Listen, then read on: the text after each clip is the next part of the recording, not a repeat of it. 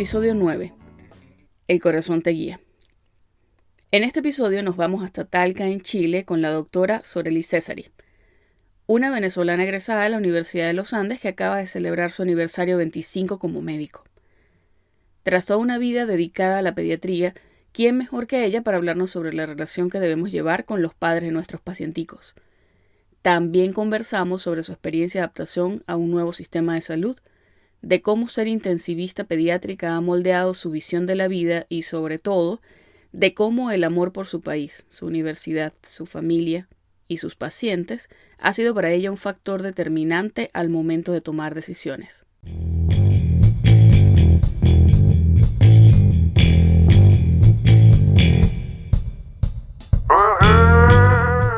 Estás escuchando Pluripotenciales, el podcast de la doctora Sheila Toro.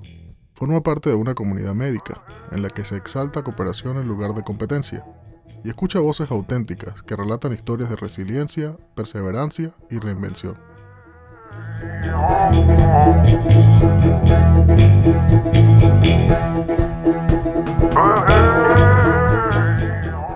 Hola, Sorelis.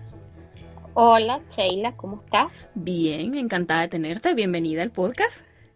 Muchas gracias. Gracias a ti por la invitación y gracias por este espacio. Gracias a ti por animarte a participar y formar parte de nuestra comunidad. Además, hablamos un poco en preparación para lo que iba a ser este episodio y algo que me llamó de inmediato la atención sobre ti es que justo estás cumpliendo 25 años como médico. ¡Felicitaciones! Muchísimas gracias. Bueno, realmente, ¿qué te puedo decir? Para mí, la Universidad de los Andes siempre será mi alma mater y la tengo como impresa y la defiendo así como un hijo defiende a su mamá y le agradezco todo lo que soy, porque de ahí han salido excelentes profesionales, excelentes personas. Tiene muchísimos años de tradición, tiene muchísimas carreras, tiene muchas extensiones y bueno, nada más lindo que sentir que estamos como regados por el mundo, dando a conocer la calidad y la excelencia que la caracteriza. Es una fecha linda. Lastimosamente, pues estamos bastante dispersos por el mundo y no pudimos celebrar como correspondía el 25 aniversario, pero vendrán tiempos mejores y de eso estoy segura. Seguro que sí. Nada más pasar por esos pasillos del aula magna es que me acuerdo y de verdad que me entra así como la emoción, porque esos son momentos únicos y porque de verdad que es majestuosa y ojalá pudiera yo devolverle a la universidad una milésima de todo lo que me ha dado a mí. Cuando tú terminaste tu subespecialización como intensivista pediátrica, ya luego Sí, te fuiste a México por 3 años a hacer una especialización en terapia intensiva posquirúrgica. la pediatría para mí siempre fue una pasión. O sea, toda la vida. De hecho, yo tengo una anécdota que a los 10 años estaba yo en sexto grado de educación básica y la profesora con la típica pregunta, ¿qué quieres ser cuando seas grande? Tú, bombero, cenicienta, no sé, actriz, cantante, torero. A mí me dicen, a ver, Sorely, ¿tú qué quieres ser? Y yo me paré con el minúsculo tamaño que tengo y dije, yo quiero ser pediatra. Te podrás imaginar. Ese momento se me quedó grabado en mí porque, claro, ese momento causó mucho ruido en mi familia y a todo el mundo le preguntaron que por qué, bueno, a mis papás, que por qué me estaban llenando de ideas y en realidad nadie me dio esa idea. De hecho, en mi familia ni médicos había, un tío político nomás. ¿Y de dónde la sacaste? O sea, ¿de dónde llegó? El corazón te guía, no lo sé. A mí toda la vida me gustaron los niños, toda la vida tuve mucha afinidad por el ser humano desde que se desarrollaba, cómo aprendía a caminar, etcétera, etcétera. Me llamaba la atención eso. Bueno, total que yo dije eso y finalmente, bueno, estudio medicina, me especializo en pediatría y cuando termino pediatría, antes de terminar el posgrado de pediatría, yo quería hacer una subespecialidad. En algún momento me gustaban muchas otras, una de esas era radiología infantil, pero yo la quería hacer fuera de Venezuela y no se me dio la oportunidad porque tenía que hacer los steps, etcétera, etcétera. Ok. Entonces yo dije, no, yo tengo que apurarme. O sea, sabes que uno cuando está más joven es como más impulsivo según la situación, porque pues yo quería seguir trabajando rápido en mi área Y me gustaba bastante los cuidados intensivos porque como que mezclaban esa parte de algo de tecnología, que siempre me ha gustado la tecnología, y también el enfrentarse a situaciones de bastante estrés. Ok. Cuando estoy haciendo mi posgrado en terapia intensiva en el Hospital Universitario de los Andes, se empezó a construir el Instituto de Cardiología del Estado Mérida. Y ahí tenían planificado hacer una terapia intensiva cardiovascular en general, tanto infantil como de adultos. Pero nosotros no teníamos intensivistas cardiovasculares. Y en el posgrado tampoco había suficiente formación en ese aspecto porque teníamos pocos pacientes cardiovasculares. Ok. En el último año de mi posgrado de terapia intensiva teníamos la oportunidad de salir a hacer una rotación externa. Y si la hacías en el extranjero, te daban 2 meses. No sé, en mi posgrado de pediatría se seguían mucho las pautas de México. La Ok. pediatría mexicana siempre fue como muy alabada por nuestro posgrado y nuestros profesores.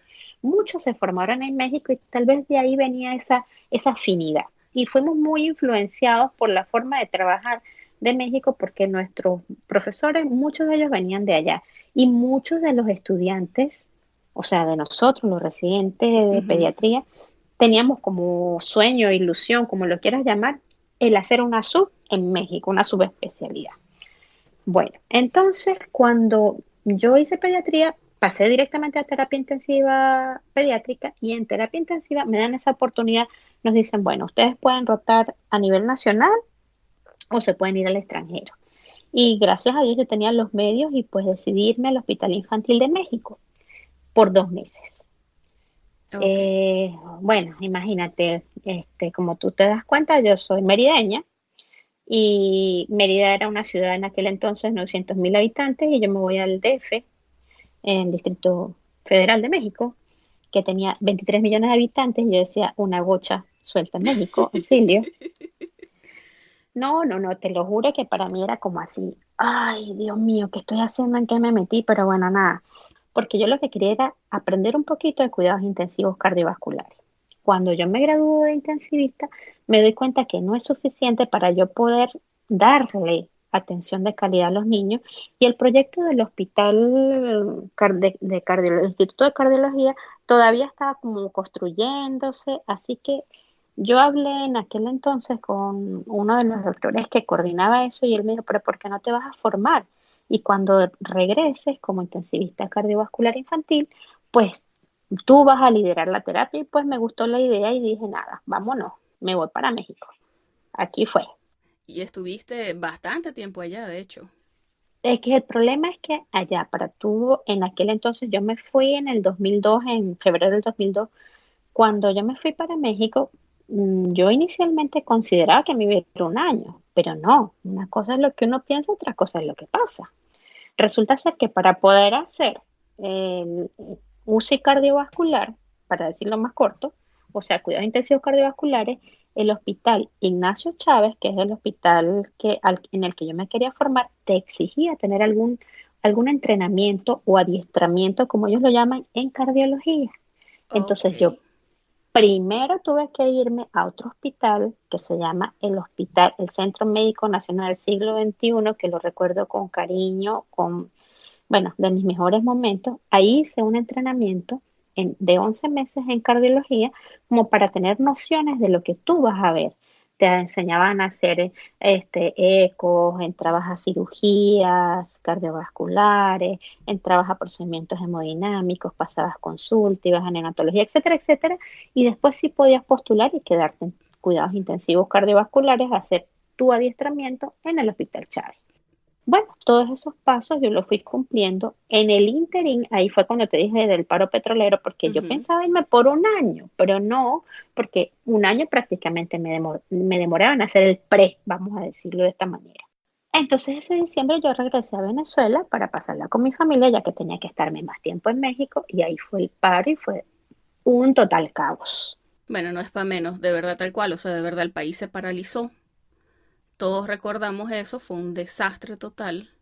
Sí, bueno, a todas estas yo regreso a México a hacer mi entrenamiento en cuidados intensivos cardiovasculares y paralelamente decidí hacer la reválida de todos mis títulos profesionales en México, pero no para quedarme en México. Yo lo que pensaba era que yo quería aumentar mi currículum para cuando yo llegara poder estar eh, súper capacitada y que fuera yo la elegida para llevar a cabo esa función de ser la coordinadora o la jefe de la terapia intensiva Claro, cardiovascular. es que yo recuerdo y de verdad, o sea, los jefes en el Achebula eran gente súper, súper formada y el grueso, o sea, tenía posgrados en el exterior, en lugares súper prestigiosos y bueno, la meritocracia, Sí, básicamente eso, tenían por supuesto que pasar por un concurso de credenciales y siempre la persona más capacitada, que era la que más tenía para dar, era la gente que de hecho estaba al mando. claro. Entonces, bueno, yo comencé a hacer mis reválidas allá y bueno, finalmente terminé mis estudios y ya yo estaba prácticamente, había una situación país no tan complicada como la actual y yo estaba prácticamente a punto de quedarme en México, estaba presentando mi último examen que era bastante complicado, de cuidados intensivos pediátricos para, para obtener la reválida de mi título venezolano. Y bueno, terminé mi examen, decidí ir a Venezuela y en ese momento, por cosas del destino o porque Dios así lo quiso, hubo un concurso en mi hospital y no lo pensé dos veces. Concursé, quedé y dije nada, Dios me está hablando y regresé a Venezuela. Claro, y aparte, bueno, de nuevo, o sea, lo que tú dices, la situación no estaba lo que era, la ULA era la ULA, y bueno, un Claro, cargo como attending, un cargo como especialista, venía con toda una serie de responsabilidades, pero también con mucho prestigio claro, profesional. y bueno, lo que pasa es que también, pues mi sueño era como de volver al hospital, a la universidad o como a la ciudad, al país, como tú lo quieras llamar, un poquito de lo que me dieron. Aparte de eso, yo tuve una situación personal, o sea, yo estaba pasando en ese momento, estaba embarazada de mi única, amada, especial y adorada hija, de la luz de mis días, y pues fui a pasar la Navidad porque yo quería que mis papás disfrutaran un poco mi embarazo y todo el tema, y pues coincide esta situación y de verdad que llegar a una ciudad tan amigable como es Mérida, porque el que conoce Mérida sabe que es una ciudad bastante amigable, tan bonita, llena de naturaleza y con tantas oportunidades académicas, pues me pareció correcto que mi hija se criara en ese ambiente en lugar de estar en una ciudad bastante eh, complicada como el DF. Sí. Y aparte, bueno, con sus abuelos, con su familia cerca, o sea, Exacto, exacto. O sea, en el DF mi hija tenía que quedarse en una guardería y a expensas de que su mamá llegara a buscarla, la dejara muy temprano, o sea, una vida muy agitada para alguien tan preciado para mí. Entonces, bueno, regreso a Venezuela. De hecho, tenía en México todo, o sea, tenía mi casa en México y mi casa en Venezuela. Pagaba teléfono en México, teléfono en Venezuela, gas en México, gas en Venezuela. O sea, era, era una doble vida que duró poco tiempo. Luego regresé, finiquité mis cosas y comencé a trabajar en la unidad de cuidados intensivos. ¿cuántos años trabajaste después que volviste? Bueno, yo comencé a trabajar en el 2005 cuando volví, o sea, yo volví en las Navidades del 2004. Un shock inicial porque la idea era que yo quería trabajar en cuidados intensivos cardiovasculares. Que era El lo que te estaba instituto formando. es en lo que me formé. Entonces, el instituto no estaba listo, pero, sabes, ¿no? Se suponía que sí iba a estar listo. A todas estas, eh, en algún momento dado, ¿qué pasó? Que a nivel central en Venezuela se creó el Instituto Cardiológico que estaba en Caracas, no sé si lo recuerdas, un instituto cardiovascular. Ok. Que es- el problema fue que cuando se creó este instituto, prácticamente él absorbió todas las cirugías y todos los pacientes congénitos. Ok, cardíacos. claro, entiendo. Entonces, Y el todos los presupuesto. recursos, exactamente, todos los recursos administrativos, humanos, etcétera, fueron absorbidos por este instituto cardiológico. De hecho, los posgrados se fueron para allá, los pacientes se iban para allá. Entonces, pues, claro, si los recursos se van para allá, el instituto de nosotros, pues, no siguió la construcción, no siguió el equipamiento, y eso fue un golpe bajo, porque, pues, yo estaba trabajando en cuidados intensivos, pero ya no en lo que me había ido a formar. Pero no importa porque yo estaba en mi hospital, en mi HULA u Hospital Universitario de los Andes, y Ujú. yo estaba más que contenta de estar ahí, este, haciendo lo que me gustaba y enseñando a los residentes y bueno, viviendo la vida como debía ser. Pero claro, fue pasando el tiempo, la situación fue cambiando, cambió mucho. De hecho, tú en algún punto en el 2016 ya dijiste, bueno, ya no puedo, me voy a Chile. De hecho, me contaste que tuviste un par de experiencias bien desagradables Sí, relacionadas a cosas políticas que, bueno, ya todos sabemos por ahí por dónde va la cosa. sí, la descomposición del país fue terrible y sobre todo el enfrentarte tú a un hospital que le habían minado su presupuesto. O sea, te puedo poner un ejemplo, así que fue muy triste para nosotros, una niña con una cetoacidosis diabética, para que todos nosotros sabemos, o sea, los que escuchan el podcast, casi todos son médicos, pero de todas maneras, pues, como todos saben, la diabetes es una enfermedad que se caracteriza por alteraciones del metabolismo del azúcar, etcétera, etcétera, y que regularmente requiere insulina. Y la diabetes puede ser tipo 1, tipo 2, tipo 1 la del niño, tipo 2 la del adulto. La del niño es una diabetes bien macabra. ¿Por qué? Lo Porque el es. niño, exactamente, porque el niño no es que manifiesta síntomas progresivos, sino que tal vez hay síntomas solapados que las mamás los pueden adjudicar a cualquier cosa. O sea, está orinando mucho porque toma mucha agua y está flaco, pero tiene mucha actividad y por eso come tanto y no engorda. Y resulta que eso es que ese niño está debutando con una diabetes porque está con polidipsia, poliuria, polifagia, pérdida de peso. O sea, todos sabemos esas 5 P's que nos enseñaron nuestros maestros. El grueso de los nenés se dan cuenta que, bueno, ellos no, su familia se dan cuenta que son diabéticos porque vienen a parar episodios De de ketoacidosis. cetoacidosis. Exacto, o sea, debutan con un episodio, lo que dice tal cual, macabro, y es así que de hecho se dan cuenta que son diabéticos, pero no es como los adultos que tú vienes viendo un patrón y puedes de hecho diagnosticarlos con tiempo. Bueno, fíjate que cuando ya la situación del hospital estaba muy difícil, tuvimos una niña que debutó con cetoacidosis, hay que colocarle insulina X, no vamos a decir ahorita cómo ni nada de eso, pero la insulina se acabó y la niña ya estaba mejor, pero como la insulina se acabó, para no hacer el cuento muy largo, la niña terminó en un estado comatoso y requiriendo hasta incluso una vía aérea artificial que fue una traqueostomía. Ay, Dios. Entonces, esas cosas se van metiendo como en el jarrito de lo que me incomoda, de lo que me entristece y de lo que no puedo resolver y que me frustra. Entonces, bueno, y se hicieron muchas acciones, se trataron de recoger dinero, etcétera, pero pues eso no era suficiente.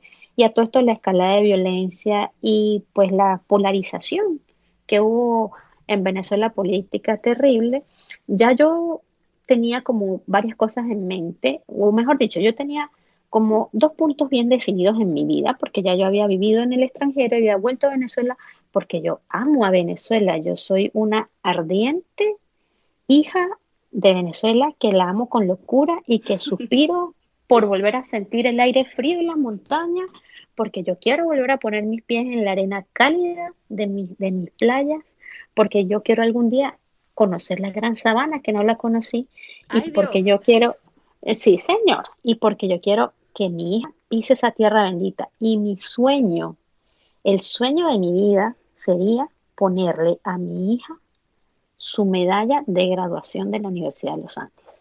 Entonces, lo cierto es que, claro, yo decía, porque también yo tenía no solamente una responsabilidad médica con los pacientes, yo tenía una responsabilidad con mi hija, con su formación. Entonces yo decía, en el momento en que yo no pueda darle calidad de atención a los pacientes o darle calidad de educación a mi hija, yo me tengo que ir. Y era triste, pero uno tiene que plantearse metas en la vida y tiene que plantearse situaciones, punto. Si no te organizas, tu vida es un desastre. Yo soy como buena pediatra, un poquito obsesiva compulsiva y sí, no, eso es terrible. O sea, yo tengo que, bueno, no vamos a hablar de mi TOC ahorita porque no conviene. Entonces, ¿qué pasó? Con respecto a la parte de la educación de mi hija, estaba bien porque estaba en un colegio privado.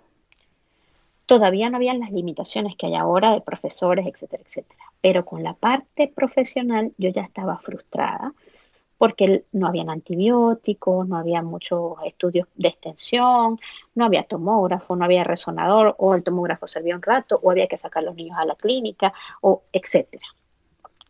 A todo esto súmele que nosotros estábamos expuestos como a la presión gubernamental de sectores con los que yo no tenía ninguna afinidad política. Y yo decía, ya va, esto no es política, pero ya va, así es, porque en un momento muy triste de la historia de nuestro hospital, hubo una reunión que una persona que en aquel entonces era líder político quiso como ver, palpar la situación del hospital y pues sectores contrarios a ellos, a ellas se enteraron que estaba ahí y entraron al hospital hacer como una especie de agresión colectiva.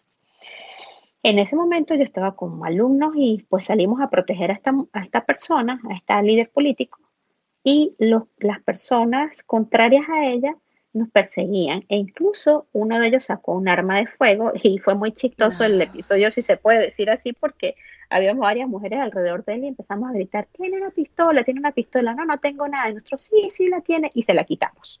Ay, Dios. O sea, el tipo salió corriendo, Atrevidas todas. que llega un momento donde te cercenan tanto los derechos que la indignación te puede llevar a cometer muchos exabruptos, porque eso fue una tontería lo que hicimos. Por supuesto que el tipo agarró su pistola y salió corriendo. Acto seguido, nosotros seguimos, como que nos iban empujando por los pasillos y había unos estudiantes al lado mío y yo vi cuando a una de ellas le alaron el cabello y le sacaron sangre del cuero cabelludo. Yo creo que a mí no me pudieron agarrar porque o corro rápido o soy tan chiquita que en cualquier esquina quepo, no sé. Bueno, Náguara. pasó la cuestión y bueno, ya nos fuimos del hospital. Yo ese día me sentí bastante mal, pasó la cosa. No me gustó eso, no me gustó porque me sentí insegura y ya esa Sí, sensación no me es que no es gustaba. para menos. Aparte, bueno, trabajaste en el HU, la preinfiltración del chavismo, porque de nuevo, o sea, es un hospital universitario, la universidad es una figura bien importante, siempre lo ha sido en el hospital, pero es que después de cierto punto, porque son los gobernadores del estado quienes escogen las autoridades del hospital, escogen personas cuya ideología es similar, es la misma a la del gobierno, que bueno, en este caso es tal cual nefasta. Entonces se termina infiltrando la política en todos los aspectos. El peso que tenía el tema del chavismo, sobre todo con los trabajadores del sindicato de obreros, era súper intenso. Y ya luego, por supuesto, se infiltró en todos los niveles.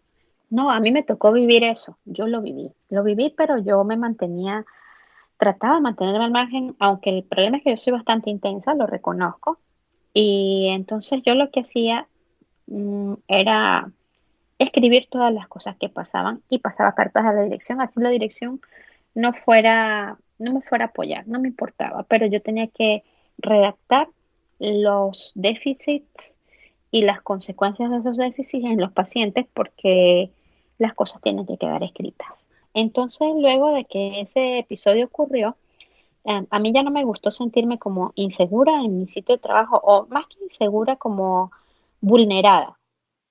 Me sentí eso, con una vulnerabilidad aumentada que no me gustaba esa sensación. A la semana siguiente, de ese mismo sector político, no se les ocurrió una idea más genial que quemar la Facultad de Medicina donde yo estudié. Entonces, ese día yo lloré amargamente como una muchachita, porque no lo puedo negar, porque yo sentía como que si a mi mamá la hubieran violado delante de mí. Y dije, bueno, Soreli, esto es más de lo que tú puedes. Y me dispuse a irme a mi casa, me tranquilicé y cuando al otro día me desperté, dije, te vas. Ya, así de simple. No, Esto no es para ti. y es una decisión que no es fácil de tomar, lo que tú dijiste, pero bueno, eventualmente pasaron una serie de cosas que te llevaron a tomarla y decidiste irte a Chile. Sí, ¿Por qué Chile? Si ya tú habías revalidado, habías hecho tus cosas en México. claro, mira, cuando las cosas en Venezuela se empezaron a poner difíciles, yo tengo una gran amiga en España que es como mi hermana e incluso yo homologué mi título en España hace aproximadamente 9 años. Pero en aquel entonces, cuando yo tenía que irme, vamos a decirlo así, no habían las oportunidades en España que están ofreciendo actualmente. Si no eras de la Comunidad Económica Europea, se ponía un poco complicado el asunto, etcétera, etcétera. Y yo necesitaba rapidez. Irme a México no era una opción porque políticamente México no me atraía y de hecho mi, mi sospecha se hizo cierta, o sea, desafortunadamente no me gusta lo que está ocurriendo y aparte de eso, pues ese sistema político lleva mucha inestabilidad laboral. Las personas en México que están contratadas hace mucho tiempo, pues están bien, pero las personas que tenían que ir luego ya no iba a ser igual. Y pues cuando yo estuve en México, era una situación muy diferente a la de ese momento, del 2016. Claro, aparte uno se ve reflejado en esa situación. Tú sabes lo que pasó con Venezuela y uno asume de una vez, o sea, que va a pasar lo mismo con México. Claro, no, y es que aparte de eso, en México no me ofrecían estabilidad laboral y ya habían pasado 11 años, yo tenía una hija de 11 años y no me podía aventurar. Claro, la responsabilidad es distinta.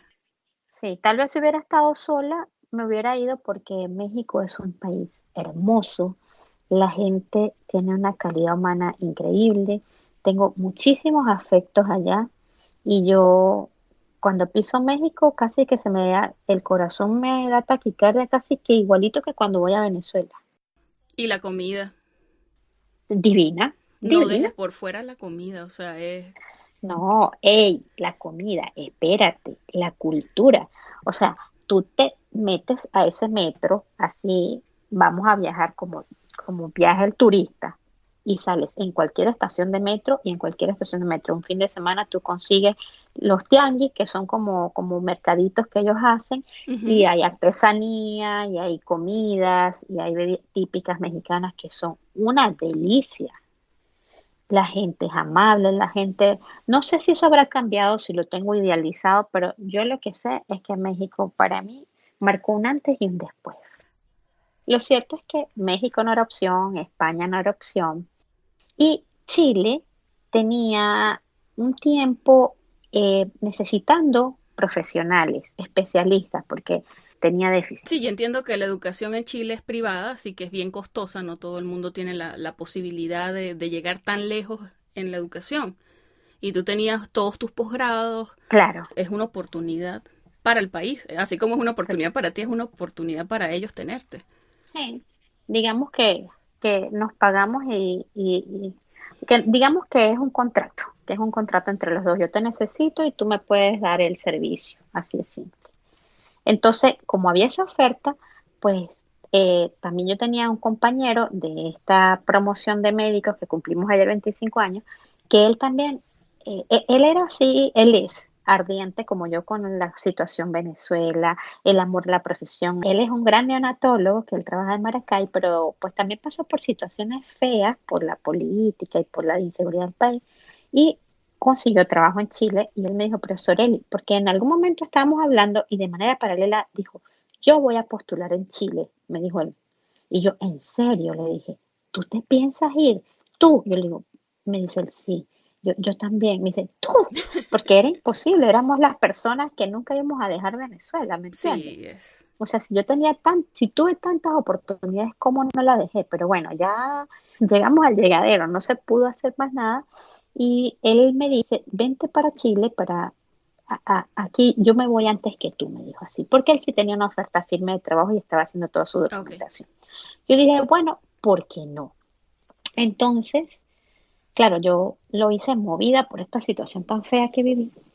Como a los 2 días que pasó eso en la Facultad de Medicina, fui y compré un boleto de avión por 3 semanas. Y dije, bueno, Diosito, en tus manos. Yo siempre considero que Él me cuida, me quiere, me protege, etcétera. Y dije, si va a ser Chile, si en 3 semanas consigo empleo, Chile será.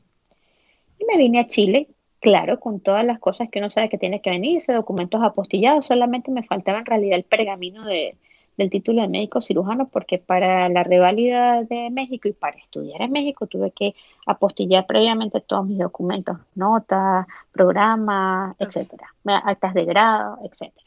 Bueno, entonces pues nada, me vine para Chile, llegué a casa de una amiga inicialmente en una población que se llama Chicureo, cerca de Santiago, que es la capital. Me inscribí en el examen que se llama EUNACOM, que es el examen de medicina general, y dije, voy a tomar un bus y voy hacia el sur. Y si en 3 semanas no consigo empleo, pues veo para dónde me voy.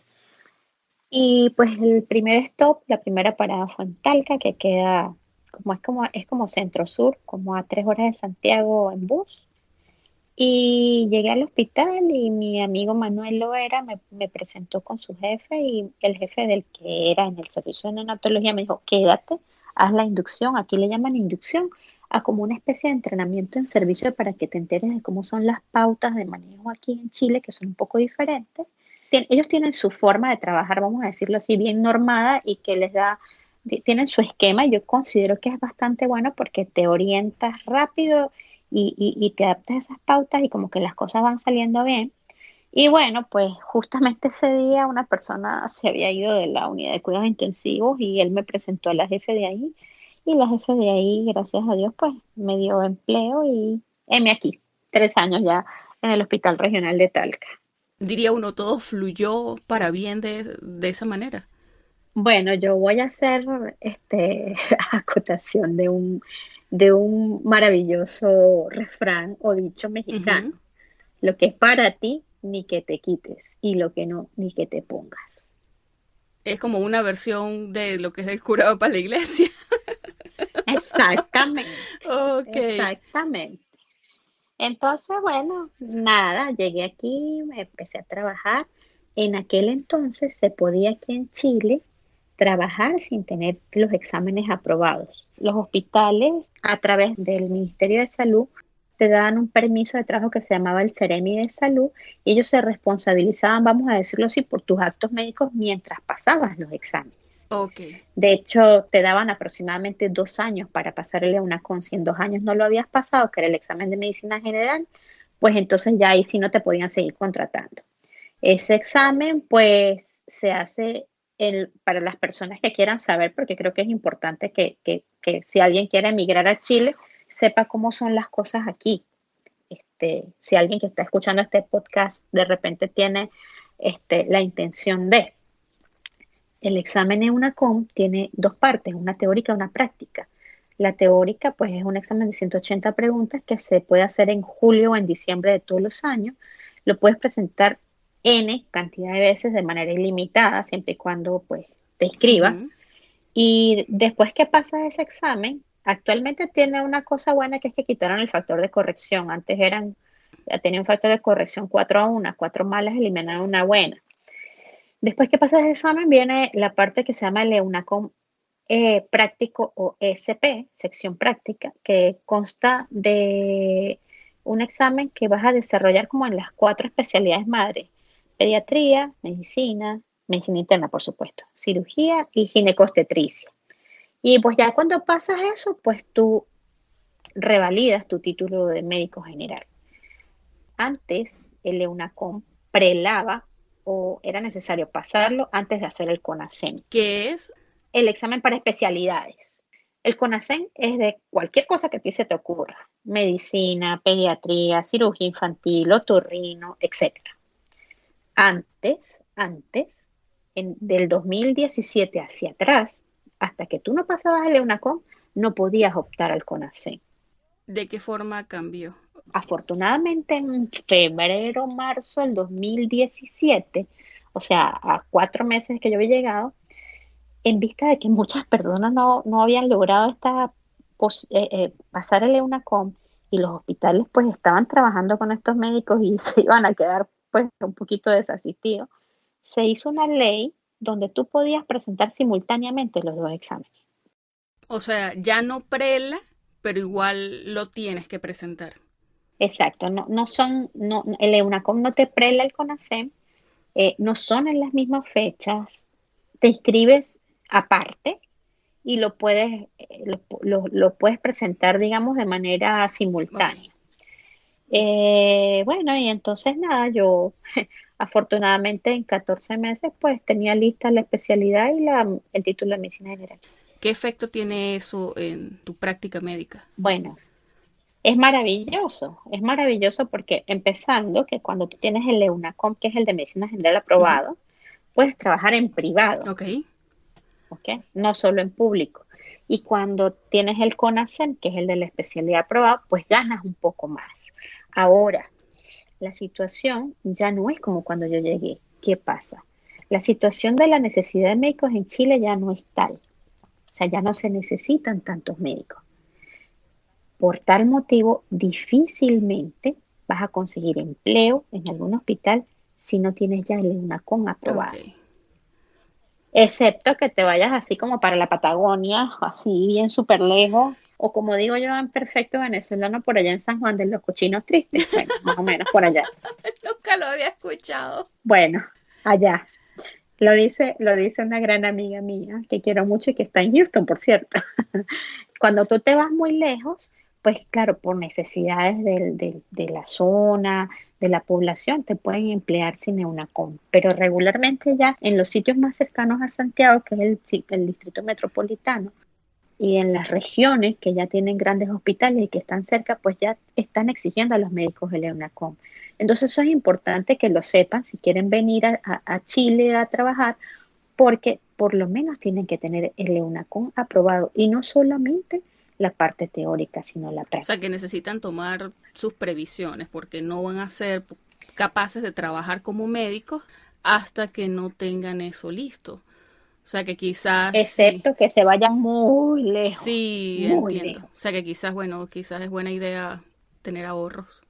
Sí, bueno, de todas maneras, también aquí no te creas, hay muchas facilidades en qué aspecto. Hay cursos para hacer el EUNACOM, el examen de medicina general online. Lo puedes tomar de cualquier parte. El examen, No, el curso para presentar el examen, pero el ok. examen sí lo tienes que presentar aquí en Chile. O sea, que bien podrías simplemente empezarte a formar en donde sea que estés y ya luego ir a presentar en Chile cuando estás listo. Claro, ahora otra de las cosas o otra de las situaciones es que ya antes uno venía a Chile con visa de turista y después tramitaba la, la visa de trabajo o la residencia Ok. temporal, como se llama aquí. Pero ahora tú no puedes, después de que hubo tanta migración para acá, para este país, hubo legislaciones gubernamentales donde tú no puedes cambiar el tipo de visa con el que ingresas. Entonces, esa es otra traba con la que se puede conseguir la persona que quiera venir a Chile. Ya va. O sea, que tú puedes llegar con una visa de turista o quizás de estudiante, pero si consigues tu trabajo y necesitas cambiar tu estatus a una visa de trabajo, tienes que salir de Chile y volver a ingresar. ¿Es eso? Sí, señor. No puedes hacer un cambio de estatus desde allá adentro. No, no. Eso antes era lo que se hacía, pero ahora ya no. Ahora, por ejemplo, si tú vienes de turista, tienes incluso que pedir visa de turista para visitar Chile. De hecho, por eso se creó la figura de la visa de responsabilidad democrática, que es como pluripotencial, vamos a decirlo así. O Ok. sea, es la stem cell de las visas. No, en serio. O sea, esa visa te sirve para que tú vengas a transitar libremente por territorio chileno, para que pidas trabajo, para que te quedes como tú te quieras quedar trabajando, estudiando, lo que tú quieras. Y también existe la figura de la visa de trabajo. Pero ¿quién te va a dar una visa de trabajo como médico si no tienes el EUNACON aprobado? Claro, Entonces, ¿cómo certificas que eres claro, médico? ¿Me claro, entiendes? claro. Entonces, eso es algo que tienen que tener en cuenta si desean venir acá a Chile. Bueno, y yo asumo que parecido a Estados Unidos, o sea, quien te hace el sponsor para una visa de trabajo es el hospital. Sí, Estados Unidos, Alemania, España, cualquier lado. No es como que tú pides la visa de trabajo y después buscas trabajo. Tú primero consigues tu trabajo y con esa oferta de trabajo es que solicitas ese tipo de visa. claro. Y para tú buscar ese trabajo, tú tienes que decir, bueno, yo soy médico, ajá, demuéstramelo. ¿Y cómo me lo demuestras? Pues con el EUNACON aprobado. Ok. O sea que lo ideal es tomar previsiones, estudiar al máximo el Exacto. sistema para poder moverse dentro de ese sistema de la forma más Sí, eficiente. Y lo que tú dijiste, o sea, sí, poder comenzar a trabajar lo antes posible, porque eso es un factor súper importante cuando uno recién llega a un lugar. O sea, tus sí. ahorros no te van a durar toda la vida. Necesitas poder trabajar. No, no, no. Y Chile no es un país que tú digas que es muy económico, o sea, funciona muy bien, tiene muy buenas carreteras, tiene buen sistema de salud, pero bueno, ahorita realmente estamos así como en la efervescencia, ¿no? Entonces, Sí. hay que, como dices tú, tomar precauciones y saber a qué te vas a enfrentar, porque yo considero que lo mejor que uno puede hacer es orientar a las personas cuando te piden un consejo y bueno, ese sería. Tomen precauciones.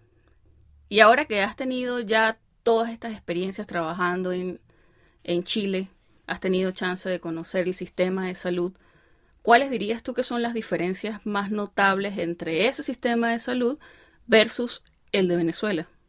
Bueno, empezando por los recursos.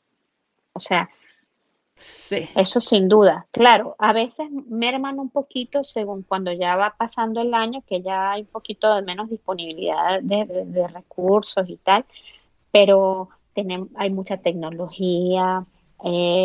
Por ejemplo, la unidad de cuidados intensivos, yo trabajo en una unidad bastante, muy bien dotada, muy, muy, muy bonita. Es nueva porque ese hospital, inclusive en el terremoto del 2010, si mal no recuerdo, se derrumbó. Entonces, esta es como nueva, la nueva unidad de cuidados intensivos hecha en ese hospital que se había derrumbado. Tiene una capacidad bien importante, tiene 8 camas de cuidados intensivos, 16 camas de cuidados intermedios y 4 camas de cuidados oncológicos. Pero aparte de eso, Chile tiene una cosa que a mi punto de vista es maravillosa, que ellos tienen como un paquete de patologías auge, se llaman, o GES, que son garantías, son las garantías explícitas de salud que le da el gobierno chileno a la población. Entonces, ok, esas 80 patologías que, bueno, te puedo mencionar, ahí está metida la hipertensión, la diabetes, el hipotiroidismo, etcétera, etcétera, tienen como manuales, por decirlo de alguna manera fácil, las guías de tratamiento. Entonces, tú tienes puros algoritmos. Cuando tú llegas, de repente tú chocas con eso, porque a lo mejor, ¿qué te puedo decir yo? Las iras leves no se tratan igual que como las tratamos nosotros. aquí también. Claro, lugares donde hay más regulaciones al respecto de cómo diagnosticar y tratar enfermedades, uno llega y choca con esa realidad porque en Venezuela las cosas se hacen más de forma empírica, quizás más basado en, bueno, a estos pacientes nos hemos dado cuenta que si lo tratamos de tal manera, tenemos mejores resultados. Claro, También está el detalle de que por lo general no tienes los recursos para manejar las cosas según los guidelines. Entonces nos claro, ingeniamos de esa manera, supongo, darle la vuelta a la situación. claro, por supuesto, tampoco es que estas guías son sacadas de lo loco, porque como yo le digo a la gente, es que los niños chilenos no son extraterrestres, los niños chilenos son niños que pueden sufrir de cualquier patología, igual que cualquier otro bebé en el mundo, pero ellos, pues claro, están respaldados tanto en la literatura internacional como en la epidemiología de ellos, ¿me entiendes? Ujú, Entonces ellos crean sus algoritmos y eso es maravilloso. ¿Por qué?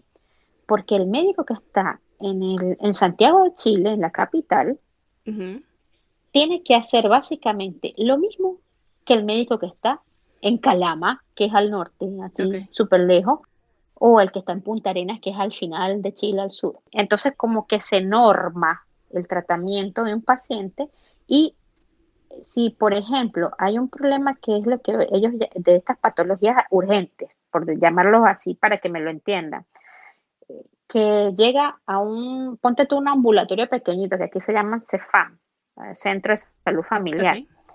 y el médico dice, mire, este paciente tiene un infarto, un accidente isquémico, así, así, asado. El gobierno chileno tiene que garantizar la atención plena de ese paciente mínimo en 72 horas. De donde sea sale una ambulancia, lo rescate y chao. Si en el centro donde está no se puede lograr tratar, se deriva al mejor centro que le pueda dar el mejor resultado a ese paciente. Ok. O sea, eso lo veo yo como algo maravilloso. Eso es garantía en salud, ¿me entiendes? Como lo llaman aquí, eso es una garantía en salud. Entonces, bueno, adaptarse a eso es bastante bien y bueno, lo que sí es que aquí los especialistas trabajamos como si fuéramos residentes. De hecho, aquí a los residentes le dicen becados y a los especialistas le dicen residentes.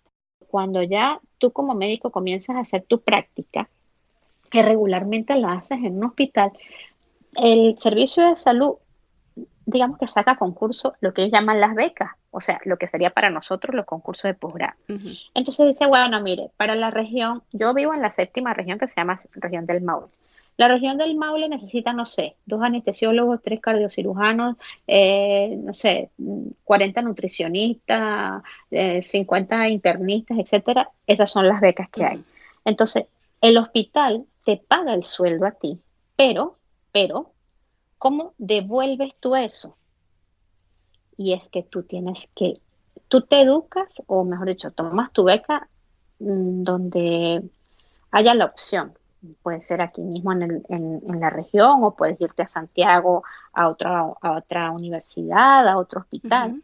pero tu obligación, tú firmas un contrato y tú dices, yo tengo que ir a devolver mi beca y la devuelves con el doble del tiempo. Es decir, pediatría son 3 años, tú tienes que trabajar en ese hospital 6 años, O sea, tú, en el tú hospital estás que te becó. atado al hospital en donde te formas en tu posgrado. Exactamente. En el que haces el convenio, a veces hay excepciones, hay gente que puede negociar, bueno, mire, sí, me está enviando tal hospital, pero tal otra región me necesita, Ok. pero eso ya es un convenio que haces con el Ministerio de Salud, ¿sabes? Ok. Pero ellos tienen, o sea, las personas que hacen becas aquí tienen la obligación de devolver como el doble del tiempo. Por supuesto que no es gratis, les pagan su sueldo de médico o de especialista, pero eso es importante también que se sepa, ¿no? O sea, no son liberados, vamos a decirlo así. ¿Cómo fue para ti adaptarse a ese nuevo sistema de salud? Después que uno se embarca en esta aventura de emigrar, o eres flexible o no emigres. Todo es aprender, todo es aprender, todo es aceptar. Chocas, por supuesto que chocas, es que tienes sangre en las venas. Y bueno, yo ya una vieja de la medicina, imagínate tú.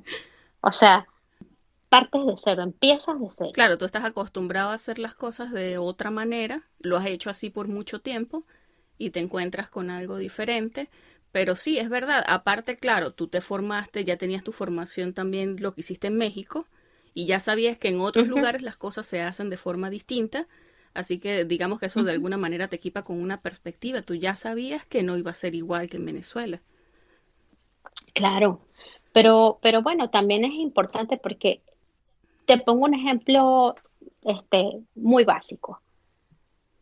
¿Qué hace una intensivista pediatra estudiando de fractura de cadera de una anciana de 90 años? Y, y tú dices, o sea, como que, ¿con qué me como esto, no?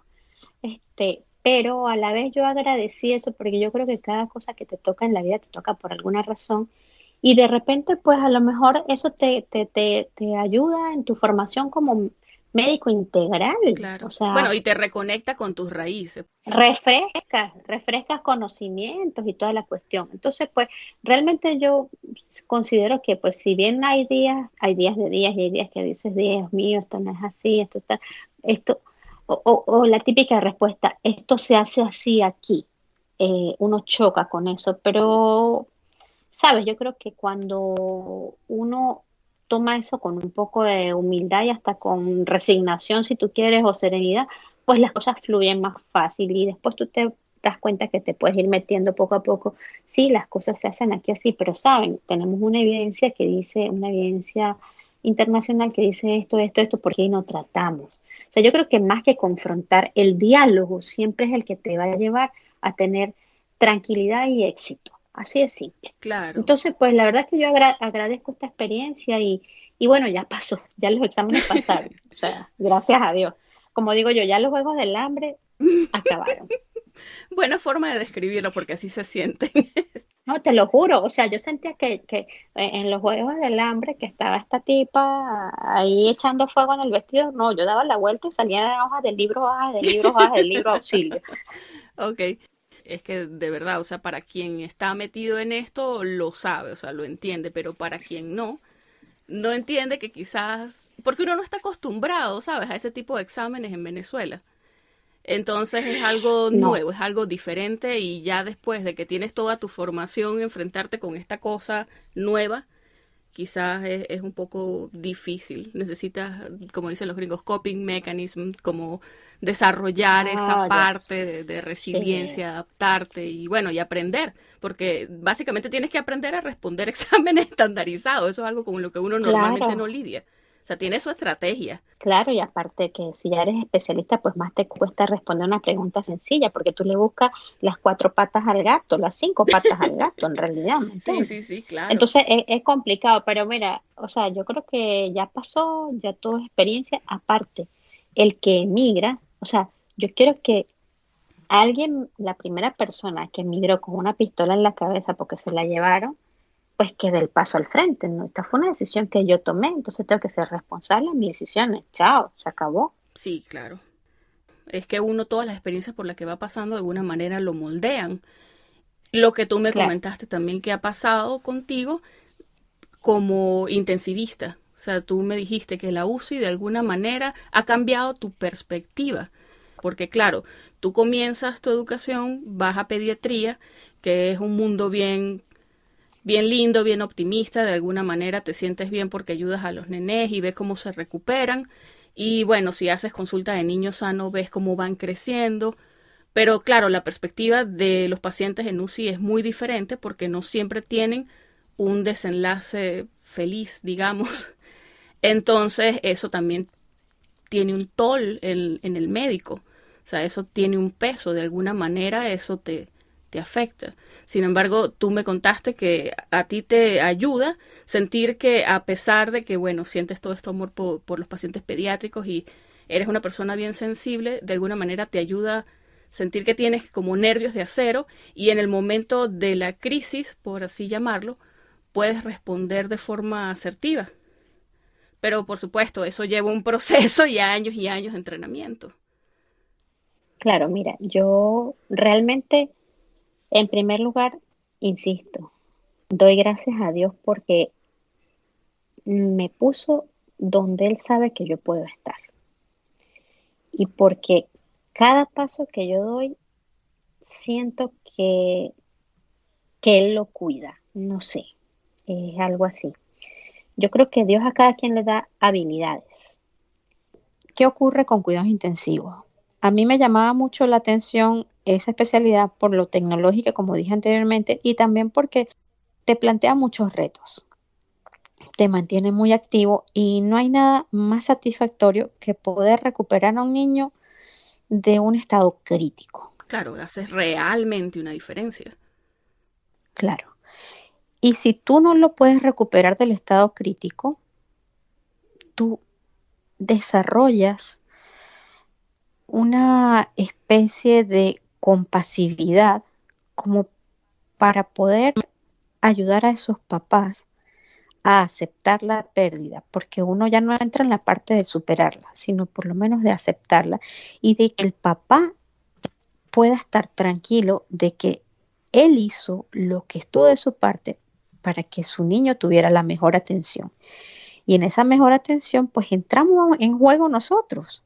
Y por eso es que te llenas de compromiso, tienes que estudiar, tienes que saber que tienes que trabajar fuerte, que no te deberías descuidar, que tú llegas a la UCI y muchas veces a lo mejor te necesitan en tu casa, pero tú dejas el teléfono a un lado o lo que sea a un lado, tú dejas de comer, tú puedes dejar de hacer cosas que de repente las planifiques porque estás comprometido con un paciente.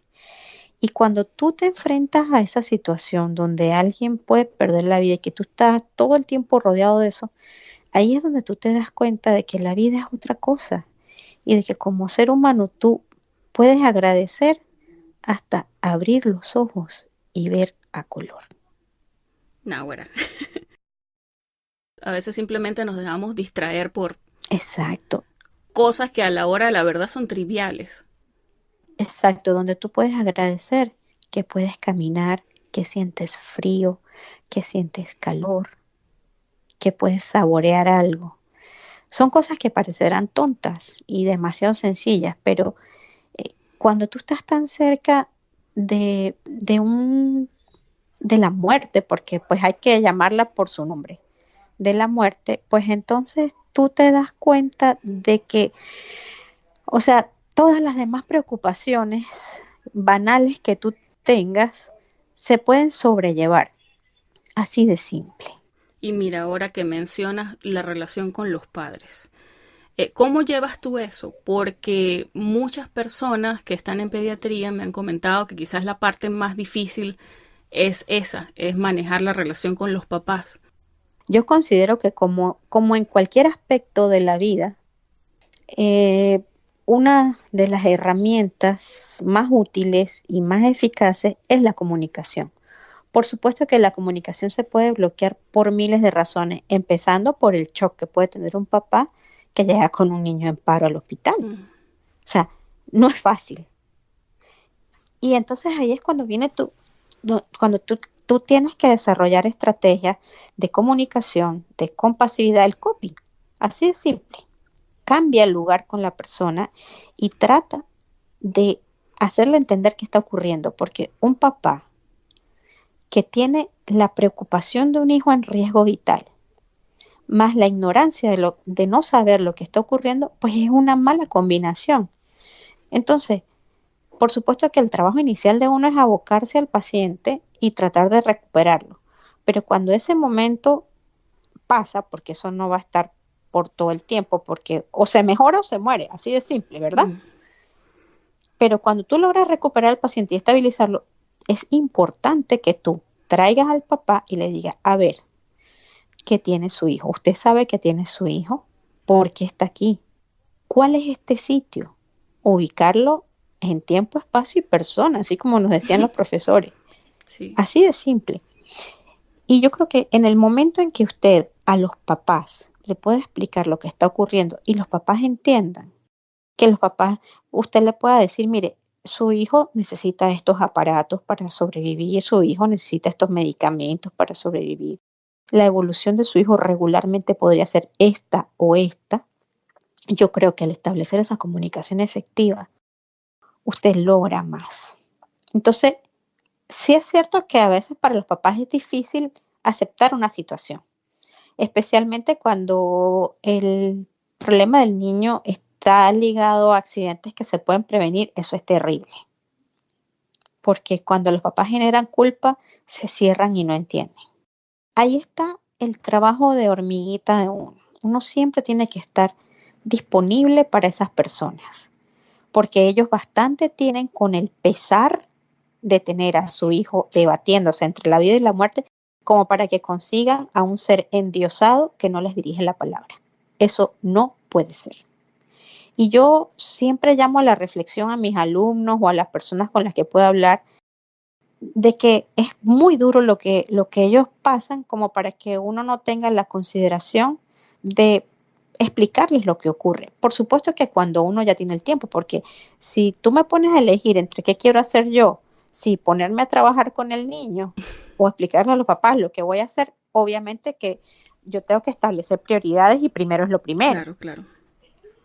Pero cuando la marea baja, es importante que los papás estén informados, porque unos papás que están informados y una relación médico-paciente en este caso que se establece con los papás satisfactoria y que tenga y que tenga una adecuada correspondencia, va a hacer que el manejo de ese niño sea más efectivo y que la aceptación, ya sea de la mejoría o de la gravedad, sea un poco menos áspera, menos árida.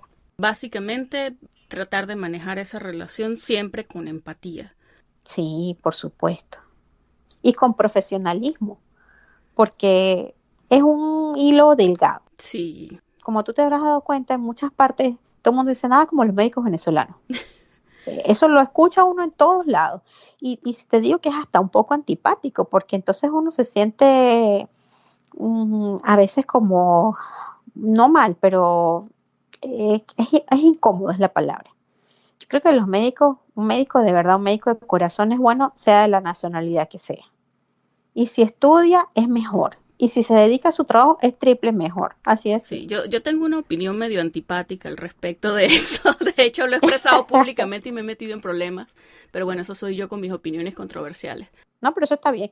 Bueno, eso fue a raíz de una situación personal que viví con mi hermano hace 2 años, que bueno, se quemó el casi 80% de su superficie corporal. Ay, Si todos sabemos que el pronóstico es terrible, gracias a Dios él está bien. ay, susto. Pero esa situación a mí me puso en una perspectiva donde yo veía, bueno, yo siempre he sido muy crítica, pero yo vi de alguna manera como lo que yo aprendí quizás no es necesariamente lo mejor para el paciente o para la familia del paciente.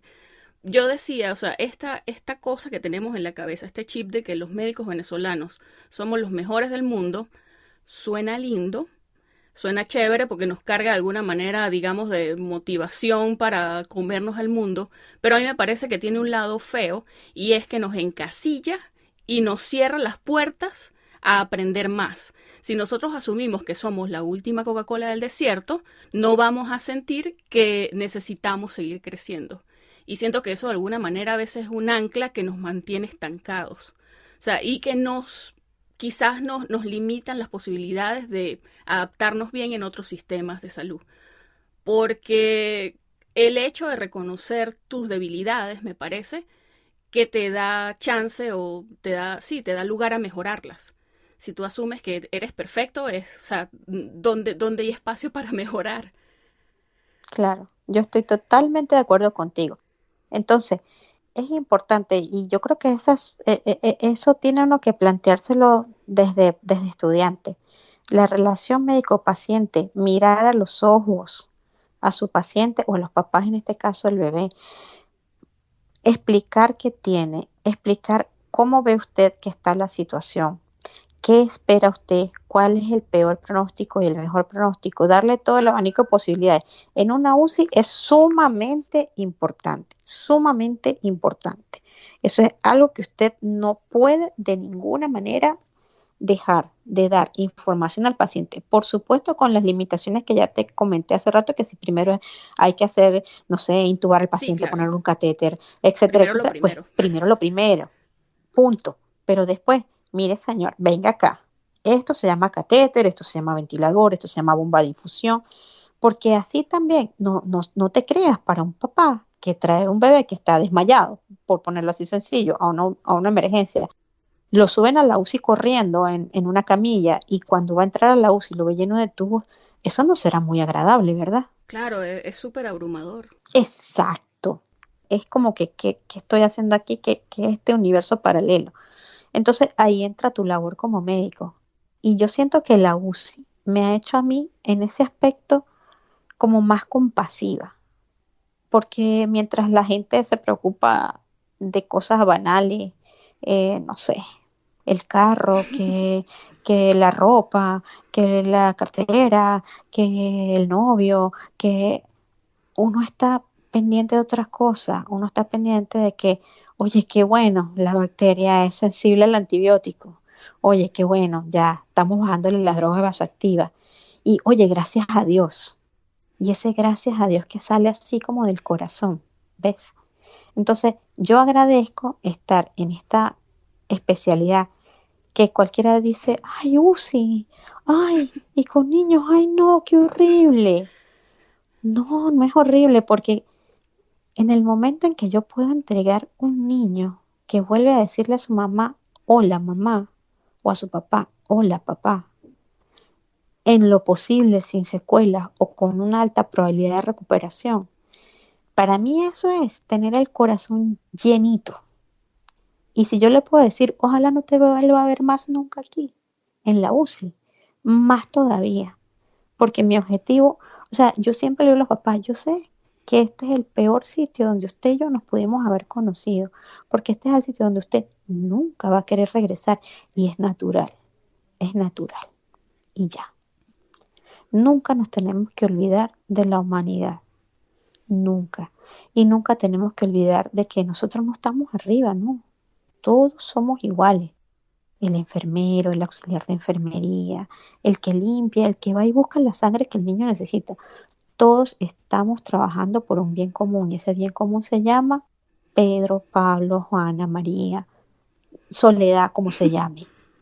Y ya que estamos en esta, porque acabas de tener un brote de sabiduría, me conmoviste. Ay, no.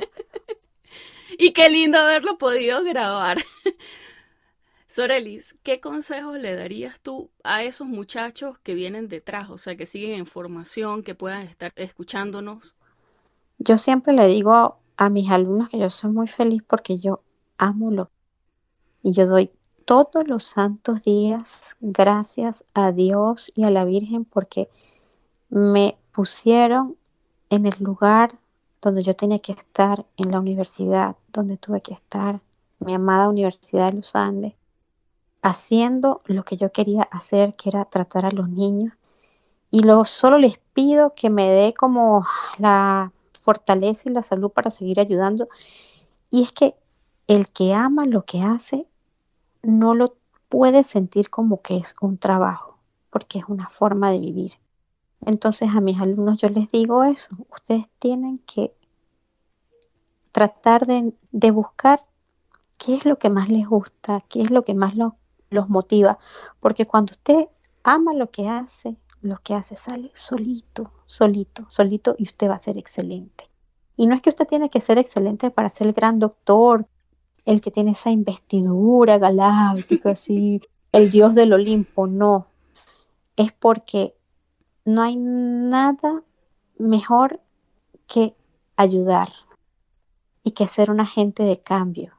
Y si usted cree en esas cadenas de favores, esas cadenas de favores son las que mantienen al mundo bonito y los que mantienen una esperanza en esta humanidad. Qué lindo.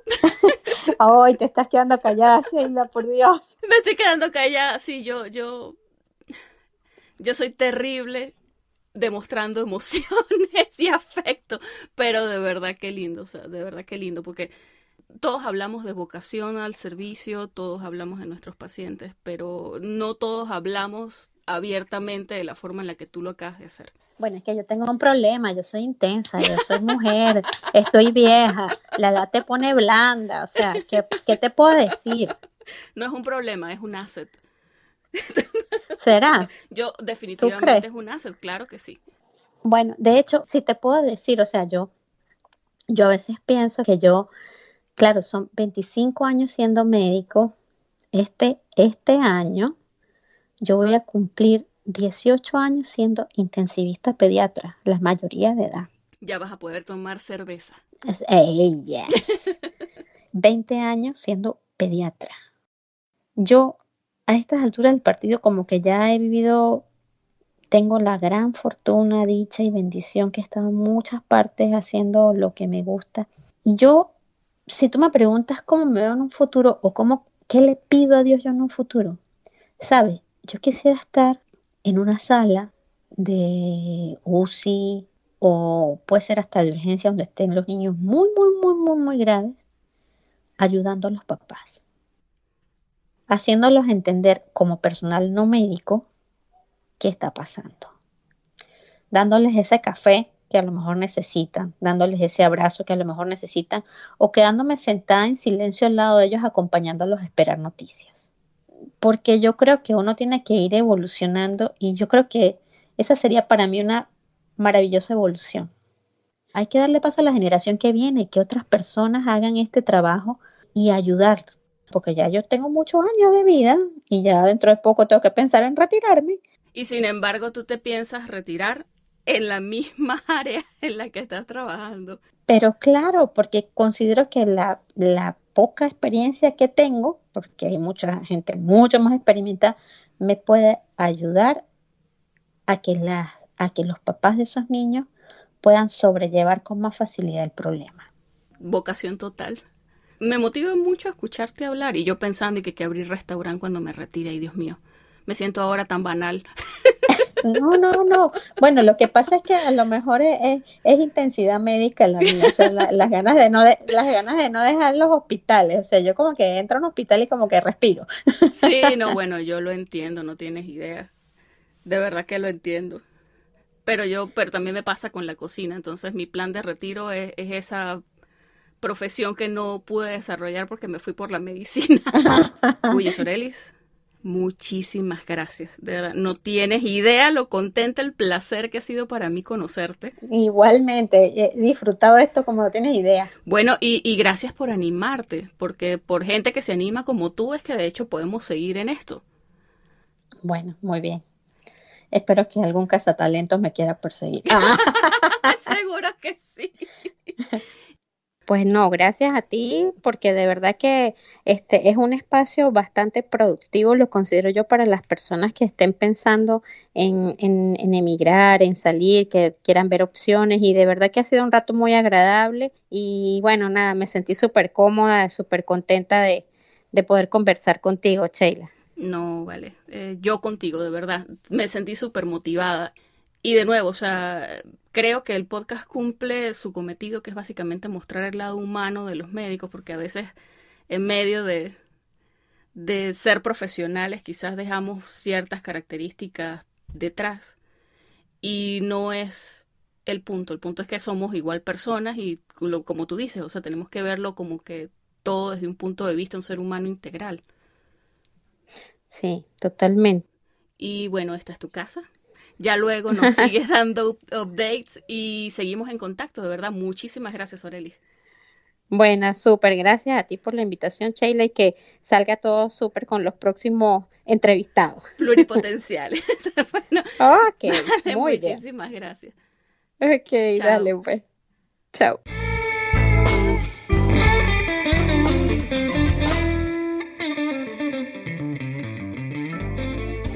Esta fue la conversación que sostuve con la doctora Sorelis Cesari desde Talca.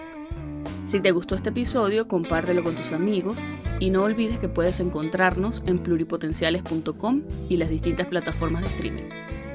Desde Houston, Texas, en los Estados Unidos, y como siempre, deseándoles el mayor de los éxitos, se despide su colega, Sheila Toro.